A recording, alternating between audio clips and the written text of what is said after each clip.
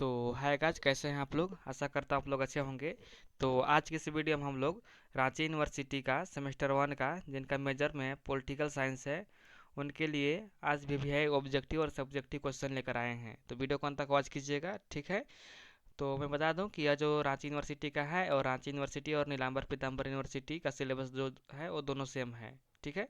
तब लोग जो नीलांबर पीताम्बर की यूनिवर्सिटी के छात्र हैं वो भी इस वीडियो को देख सकते हैं, कोई दिक्कत नहीं है। और रांची यूनिवर्सिटी के लिए यह वीडियो काफ़ी महत्वपूर्ण है क्योंकि जो रांची यूनिवर्सिटी है, जो सेमेस्टर 1 के छात्र हैं उनका जो 23 जुलाई से मेजर पेपर का एग्ज़ाम है, ठीक है। और इससे पहले मैं जो हिस्ट्री है, हिस्ट्री और जियोग्राफी का वीडियो अपलोड कर दिया हूँ। यदि आप इस वीडियो को नहीं देखे हैं तो प्लीज़ उस वीडियो को जाकर देख लीजिएगा, ठीक है। जिनका मेजर में हिस्ट्री है और जिनका मेजर में जियोग्राफी है। और मैं अभी इकोनॉमिक्स का भी लाने वाला हूँ। तो चैनल पर पहली बार आए हैं तो चैनल को सब्सक्राइब कर लीजिएगा, ठीक है गाइज। और मैं बता दूं कि यहाँ पर हर एक सब्जेक्ट की तैयारी किया कराया जाता है बिल्कुल फ्री में। चाहे आपका वो मेजर पेपर हो, माइनर पेपर हो, एमडीसी हो, भैक हो, एएससी हो, सेक हो, ठीक है गाइज, आईकेएस हो, जितना भी आप लोगों का पेपर है जो सेमेस्टर 1 में पढ़ना है सभी को मैं यहाँ पर क्वेश्चन लाने वाला हूँ। तो प्लीज़ चैनल को सब्सक्राइब कर लीजिएगा, ठीक है। और वीडियो पसंद आएगा तो वीडियो को लाइक कर लीजिएगा, ठीक है। तो जो सेमेस्टर 1 के छात्र हैं पॉलिटिकल साइंस के, उनका जो पेपर का नाम है वो पॉलिटिकल थ्योरी पढ़ना है, ठीक है, यानी कि राजनीतिक सिद्धांत। आप लोगों के यहाँ पर पॉलिटिकल थ्योरी पढ़ना है। और इसका जो एग्ज़ाम होगा वो 75 मार्क्स का एग्ज़ाम होगा, ठीक है। सबसे पहले आप लोग एग्ज़ाम पैटर्न समझ लीजिए कि कैसे आप लोगों का एग्ज़ाम होगा। तो 75 मार्क्स का आप लोगों का यहाँ पर एग्ज़ाम होगा। उसमें से 25 जो मार्क्स रहेगा वो आप लोगों को कॉलेज तरफ से मिलेगा। तो टोटल उसको ऐड कीजिएगा तो 100 मार्क्स यहाँ पर हो जाएगा, ठीक है। यहाँ पर 100 मार्क्स देख लीजिए। और जो 75 मार्क्स का एग्जाम होगा उसके लिए आप लोगों को यहाँ पर समय 3 घंटा दिया रहेगा, ठीक है। 3 घंटा समय दिया रहेगा। और उसमें से आप लोगों को क्या करना है कि जो 1 नंबर का रहेगा वो 5 क्वेश्चन रहेगा, ठीक है। तो 5 नंबर यहाँ से मिल जाएगा। और 5 नंबर के यहाँ पर 2 क्वेश्चन रहेगा, ठीक है। यहाँ पर हो जाएगा 10 नंबर, ठीक है। और यह जो दोनों क्वेश्चन रहेगा सेक्शन सेक्शन ए में रहेगा। और ये दोनों कंपलसरी रहेगा, सभी को बनाना है, ठीक है। और जो 5 नंबर का क्वेश्चन है उसको अब आप लोग कोशिश कीजिएगा कि मान लीजिए यहाँ पर जो एक कॉपी का एक पेज होता है, एक इधर, तो कम से कम यहाँ पर और यहाँ पर आधा भरवाने की कोशिश कीजिएगा, ठीक है। तभी आप लोगों के यहाँ पर 5 में से 4 या 4.5 मिल सकता है, ठीक है गाइज। तो आप लोगों को कोशिश करना है कि ये एक पेज भर जाए और आधा पेज यहाँ से भरवाना है। और आप लोगों को हर एक क्वेश्चन को अटेंड करना है, किसी भी क्वेश्चन को छोड़कर नहीं आना है। चाहे आप उसका आंसर जान रहे हैं या नहीं जान रहे हैं, सभी को वहाँ पर लिख देना है, ठीक है। ऐसे इससे क्या होता है कि आप लोगों का नंबर अच्छा आता है। और जो आप लोग आगे देखिए, यहाँ पर जो 15 नंबर क्वेश्चन रहेगा, 15 नंबर का 6 क्वेश्चन रहेगा, ठीक है। 6 रहेगा जिसमें से आप लोगों को 4 बनाना है। टोटल यहाँ से मिल जाएगा आप लोगों का 60 मार्क्स। तो टोटल इसको ऐड कीजिएगा तो हमारा 75 मार्क्स हो जाता है, ठीक है। तो आप लोगों का 75 मार्क्स का एग्जाम होगा 3 घंटा में, ठीक है। और ये जो 15 नंबर का क्वेश्चन रहेगा, कोशिश कीजिएगा कि मान लीजिए यहाँ पर पेज है तो पेज के दोनों साइड लिखेगा 2, दूसरा पेज के दोनों साइड लिखेगा और ये एक पेज लिखेगा, यानी कि 5 पेज लिखने का कोशिश कीजिएगा आप लोग, ठीक है। मान लीजिए खड़ा पन्ना रहता है, उसमें दोनों साइड रहता है। तो एक खड़ा पन्ना लिखिएगा, फिर दूसरा खड़ा पन्ना लिखिएगा, फिर तीसरा खड़ा पन्ना के कम से कम आधा भरवाने की कोशिश कीजिएगा, ठीक है। तभी आप लोग के यहाँ पर 12-13 नंबर मिलने वाला है 15 में, ठीक है गाइज। और आप लोगों का अच्छा आंसर रहेगा तो आप लोगों के यहाँ पर 14 नंबर भी मिल सकता है, ठीक है। तो चलिए देखते हैं कि आप लोगों की यूनिट 1 में क्या पढ़ना है कि meaning, nature and significance of political theory, ठीक है। ये सब पढ़ना है। आप लोग यहाँ पर देख लीजिए, tradition of political theory, liberal and यहाँ पर मार्क्सिस्ट, ठीक है। तो इसको आप लोग देख लीजिएगा। नॉर्मेटिव अप्रोच, एम्पेरिकल अप्रोच, ये सभी पढ़ना है। काफ़ी बच्चे यहाँ पर इसको पढ़े होंगे और काफ़ी लोग नहीं पढ़े होंगे, तो कोई दिक्कत नहीं है। आप इसको पढ़ें या नहीं पढ़े हैं ये डिपेंड नहीं करता है। लेकिन आप लोगों को ये डिपेंड करता है कभी आप लोगों का जो एग्ज़ाम है 23 तारीख के, उसके लिए आप कितना तैयारी कर रहे हैं। तो मैं यहाँ पर क्वेश्चन आंसर का सेट तैयार कर दिया हूँ। यहाँ पर क्वेश्चन मैं बना दिया हूँ, देख लीजिए एक बार आप लोग। यहाँ पर बहुत सारे क्वेश्चन बना दिया हूँ, 5 मार्क्स का और 8 मार्क्स, सॉरी 15 मार्क्स का क्वेश्चन यहाँ पर बना दिया हूँ। देख लीजिए 15 मार्क्स का है 8 ठो, 5 मार्क्स का 5 क्वेश्चन है। तो अगर आप इस पीडीएफ को लेना चाहते हैं, इस पीडीएफ को, तो मैं आप लोगों को फ्री में प्रोवाइड करने वाला हूँ। यहाँ पर 1 रुपया भी नहीं लगने वाला है। यह जो पीडीएफ है मैं आप लोगों को फ्री में प्रोवाइड करूँगा। बस आप लोगों को क्या करना है, आप लोग कमेंट कर देना है कि पीडीएफ चाहिए, ठीक है। मैं आप लोगों को सेंड कर दूंगा, ठीक है गाइज। तो देख लीजिए सके यूनिट 1 में पढ़ना है। यूनिट 2 में आप लोगों को डेमोक्रेसी पढ़ना है, ठीक है। आप लोगों को पढ़ना है theory of democracy and contemporary debates, ठीक है। तो ये सभी लोग पढ़े होंगे, नहीं पढ़े होंगे तो कोई दिक्कत नहीं। मैं यहाँ पर देख लीजिए सिलेबस यहाँ पर है। सिलेबस हिंदी में मैं ट्रांसलेट कर दिया हूँ इसको। आप लोग यदि इसको लेना चाहें तो स्क्रीनशॉट ले सकते हैं, नहीं था मैं इसका पीडीएफ भेज दूंगा। ठीक है गाइज, तो ये आप लोगों का सिलेबस देख लिए। चलिए आप क्वेश्चन देखते हैं। तो यहाँ पर देखिए 10 जो है मोस्ट वीवीआई यहाँ पर ऑब्जेक्टिव क्वेश्चन जो चूज करके लाए हैं, जो आप लोगों के एग्जाम में आने की संभावना है। मैं यह 100% नहीं कह सकता हूँ कि यही क्वेश्चन आएगा, लेकिन इतना मैं कह सकता हूँ कि ऐसा ही क्वेश्चन आप लोगों के एग्जाम में देखने को मिल सकता है। ठीक है, तो इसको आप लोग अच्छे से पढ़ लीजिएगा। और एक बात और यहाँ पर ध्यान दीजिएगा कि रट्टा नहीं मारना है, बस आप लोग समझने की कोशिश कीजिएगा। ये आसान जो क्वेश्चन है उसका आंसर बहुत ही इजी वे में मैं यहाँ पर बताया हूँ। ठीक है, तो पहला क्वेश्चन यहाँ पर है कि राजनीतिक सिद्धांत का मुख्य विषय क्या है। ठीक है गाइज, यहाँ पर नंबर 2 दिया गया है, इस यहाँ पर गलती हो गया, मिसप्रिंट हो गया है, ये नंबर नहीं आप लोगों को देखना है। ठीक है, तो आप लोग क्वेश्चन देख लीजिए खाली कि राजनीतिक सिद्धांत का मुख्य विषय क्या है, तो राजनीति और राजनीतिक संस्थाओं का अध्ययन। ठीक है, जो राजनीति होता है और राजनीतिक जितना संस्था है उनको अध्ययन करना। ठीक है, और एक बात और मैं बता दूं कि जो उन बच्चों को यहाँ पर इंग्लिश में चाहिए नोट, मैं इंग्लिश में प्रोवाइड कर सकता हूँ, बस आप लोग कमेंट करके बताइएगा कि इंग्लिश में चाहिए।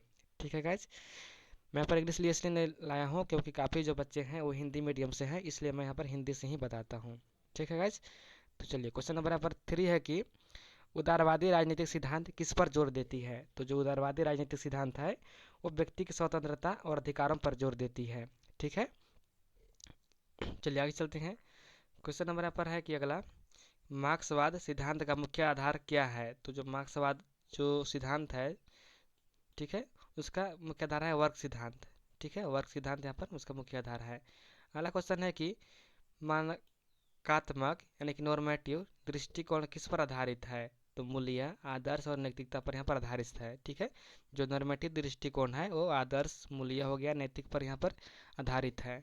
ठीक है, अगला क्वेश्चन यहाँ पर है कि अनुभवात्मक यानी कि एम्पिरिकल दृष्टिकोण किस पर आधारित है। तो तथ्यों और अनुभवों पर।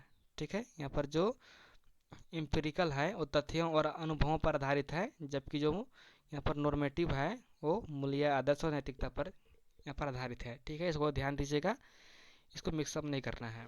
ठीक है गाइस, चलिए अगला क्वेश्चन यहाँ पर है कि नारीवादी राजनीतिक सिद्धांत किस पर जोर देती है। तो जो नारीवादी राजनीतिक सिद्धांत है वो लैंगिक समानता पर यानी कि जेंडर इक्वालिटी पर यहाँ पर जोर देती है। ठीक है, चलिए अगला क्वेश्चन यहाँ पर है कि लोकतंत्र का शाब्दिक अर्थ क्या है।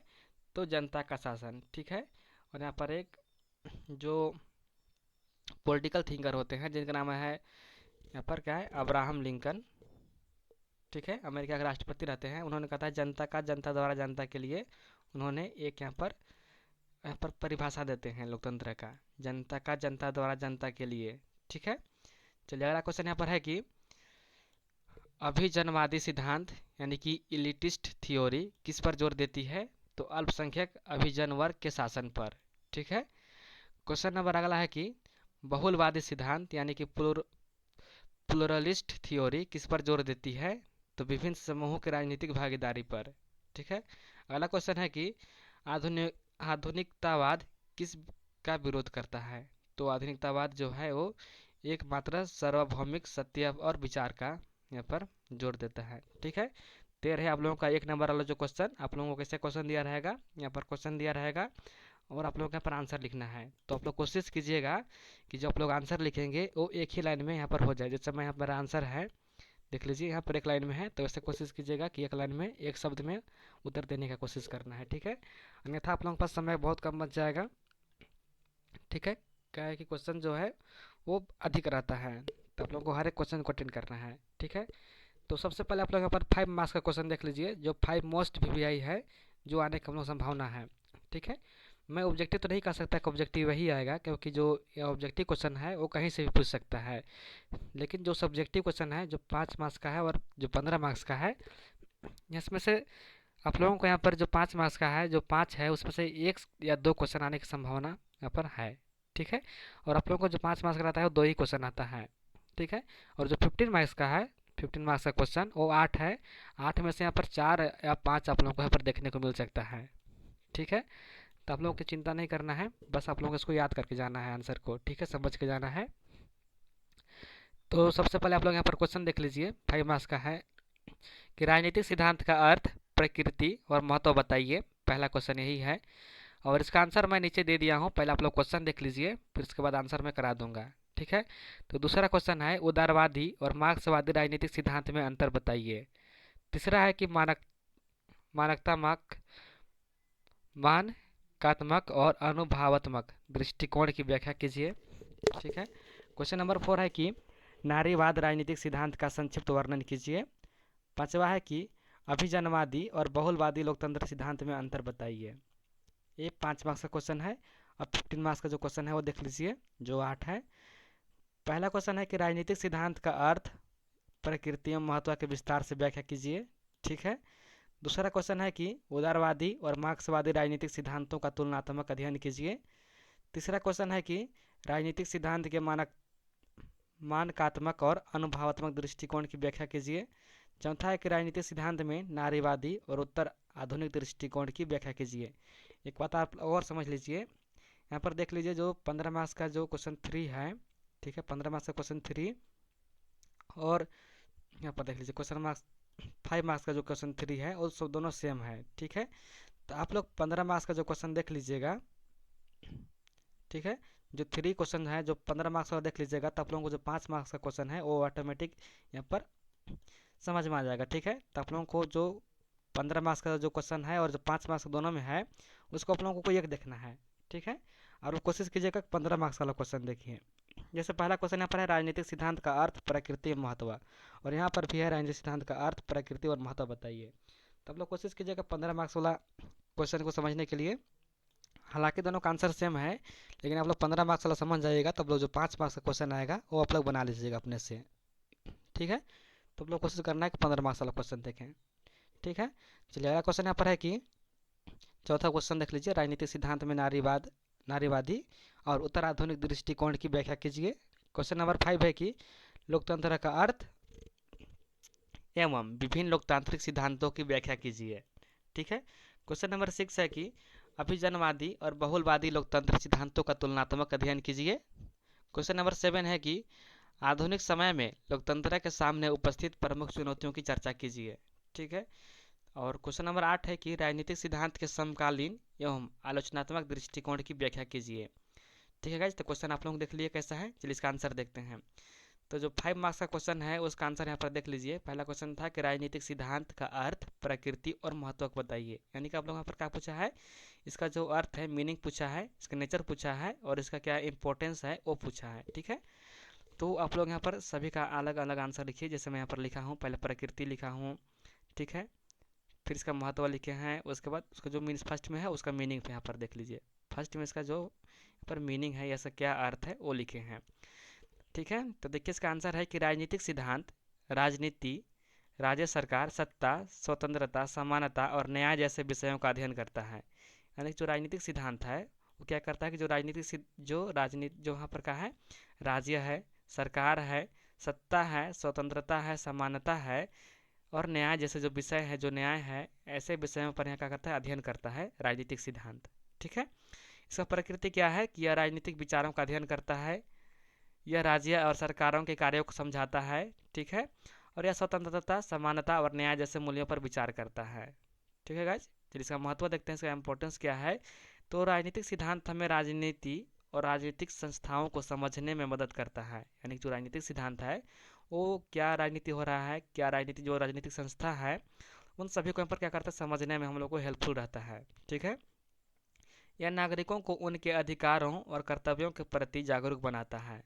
ठीक है, समझ गए। चलिए, और आप लोग कोशिश कीजिएगा कि जो क्वेश्चन लिखें 5 मार्क्स का और 15 मार्क्स का, उसमें लास्ट में जरूर से यहाँ पर निष्कर्ष या कंक्लूजन लिख देना है। ठीक है। यहाँ पर आप लोग कोशिश कीजिएगा कि यहाँ पर निष्कर्ष लिख दें, और यह निष्कर्ष आप लोग अपने से भी लिख सकते हैं, जो वहाँ पर आंसर लिखे ऊपर में उसके आधार पर यहाँ पर। ठीक है, सॉरी यहाँ पर निष्कर्ष गलत हो गया, इसको मिटा देते हैं। ठीक है। यहाँ पर आप लोग कोशिश कीजिएगा कि यहाँ पर कंक्लूजन लिख दें। ठीक है। यहाँ पर लास्ट में आप लोगों को कंक्लूजन लिख देना है। ठीक है। पर मेरा यहाँ पर जो माउस से मैं लिख रहा हूँ इसलिए यहाँ पर राइटिंग नहीं चल रहा है। ठीक है। तो आप लोग यहाँ पर अपने से लिख सकते हैं, कुछ भी नहीं लिखना है, जैसे यहाँ पर आंसर लिखे उसी के आधार पर यहाँ पर नीचे लिखना है। ठीक है।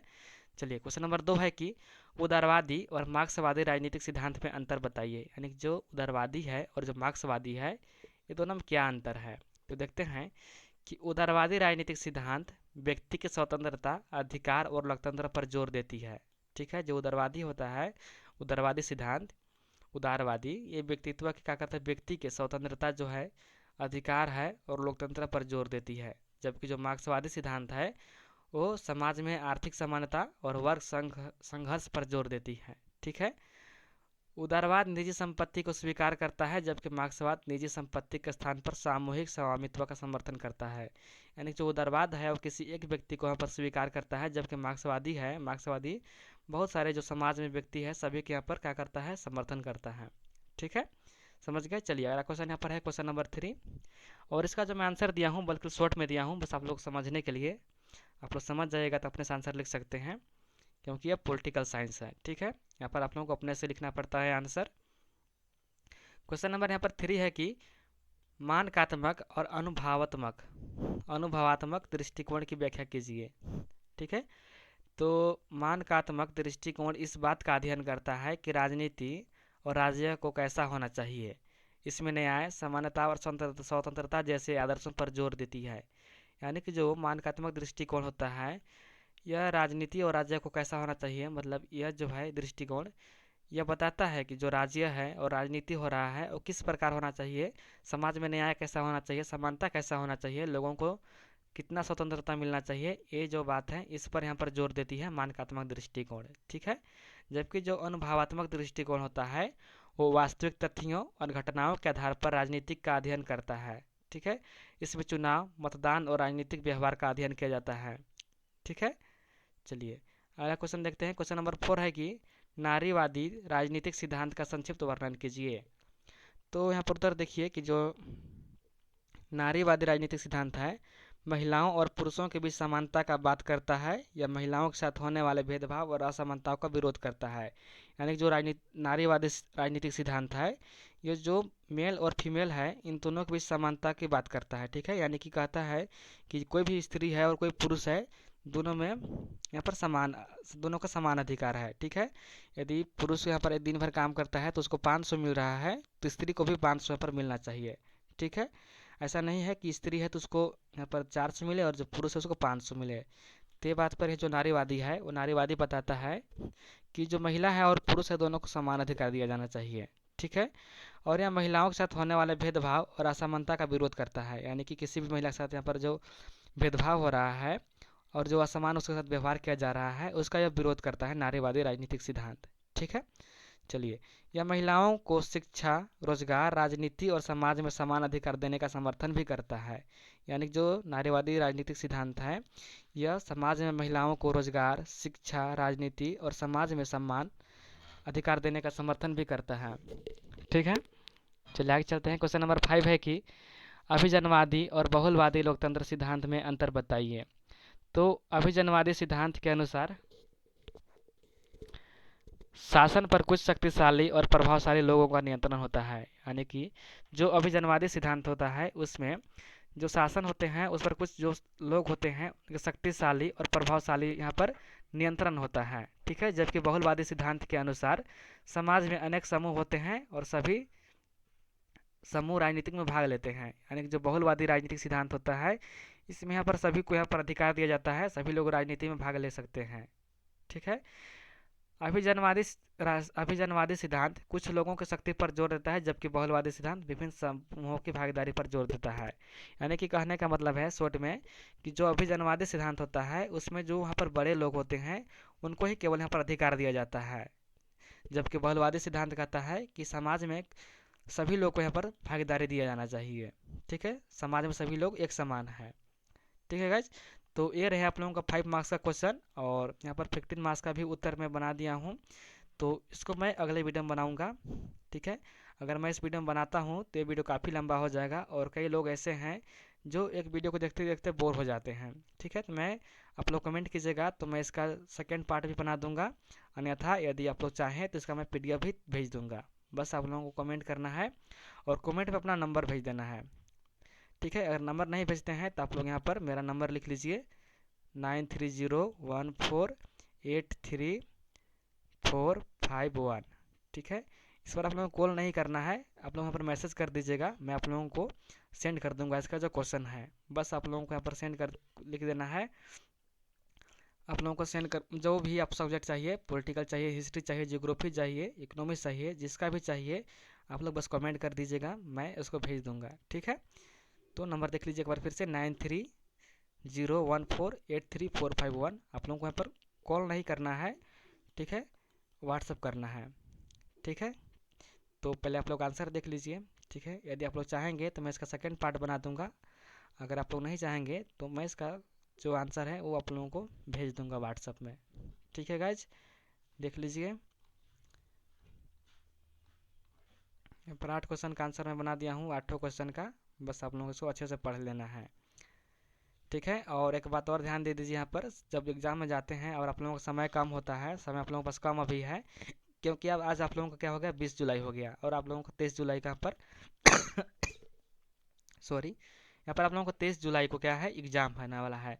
ठीक है, तो आप लोगों का समय काफ़ी, यहाँ पर आप लोगों का समय जो है वो 3 दिन बचा हुआ है, और आप लोग 3 दिन में सिलेबस सब कंप्लीट नहीं कर सकते हैं। ठीक है, तो कुछ कुछ ऐसे टॉपिक होते हैं जो वीवीआई होता है, ठीक है, जो एग्ज़ाम में हर साल आता ही आता है। तो मैं यहाँ पर कुछ जो टॉपिक है उसको यहाँ पर चूज कर दिया हूँ, जैसे राजनीतिक सिद्धांत का अर्थ, प्रकृति और महत्व हो गया, उदारवाद और मार्क्सवाद हो गया, मानकात्मक और अनुभवात्मक दृष्टिकोण, नारीवादी और उत्तर आधुनिक दृष्टिकोण, लोकतंत्र, अभिजनवादी और बहुलवादी सिद्धांत। ये जैसे 4-5 जो भी टॉपिक है, इसको भी आप लोग अच्छे से कंप्लीट कर लीजिएगा। ठीक है, और आप लोग यहाँ पर सिलेबस पढ़ने के चक्कर में मत रहिएगा, क्योंकि आप लोग सिलेबस कंप्लीट नहीं होने वाला है, और आप लोग सिलेबस के चक्कर में जो भी टॉपिक है उसको भी छोड़ दीजिएगा। तो आप लोगों को सिलेबस नहीं पढ़ना है, बस आप लोगों को वीवीआई टॉपिक जो है उसको चूज करके आप लोगों पर पढ़ लेना है। ठीक है गाइज, तो फिर मिलते हैं नई वीडियो के साथ, तब तक के लिए धन्यवाद।